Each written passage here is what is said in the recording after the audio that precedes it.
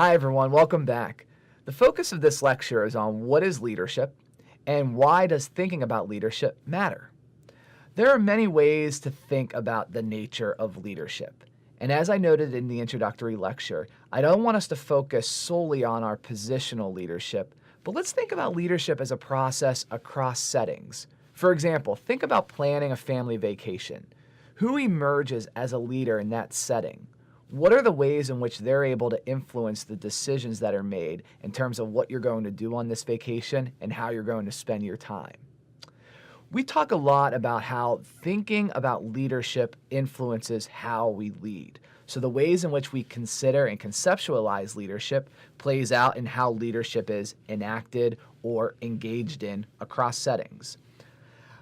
The way you think about leadership also matters in terms of the goals that you set and then the strategies that you engage in to achieve those goals as well. Now, leadership scholars have wrestled with this question of what constitutes leadership across disciplines, across time periods, and there's a lot of leadership folklore that's out there, and some insights on leadership that perhaps we can't generalize to the degree that they were initially conceived. For example, some individuals are born leaders.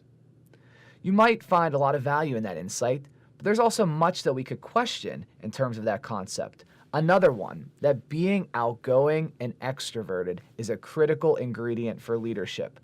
There's a lot of value in thinking of leadership through that lens, certainly, but perhaps it's limited in that it excludes some folks from seeing themselves as leaders or the ways in which an introverted style can be wildly impactful to engaging in social influence.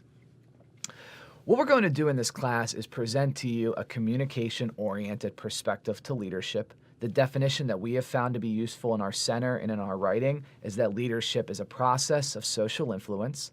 It's both planned and unplanned, formal and informal, and it can be used for good and it can be used for evil. Although, as we'll talk about later, we would encourage you to think about the ways in which leadership can be used for good, most certainly. And that leadership is defined by followers as much as leaders, that it's a co-constructed process, that the leader engages in sense-making, so making sense of an environment or a set of circumstances, and then framing that in a way that creates this interpretation or sense of reality that the followers are also making sense of in their roles. So communication is critical, verbal, nonverbal, and material aspects of communication. And we'll talk more about that and you'll read more about it throughout the course.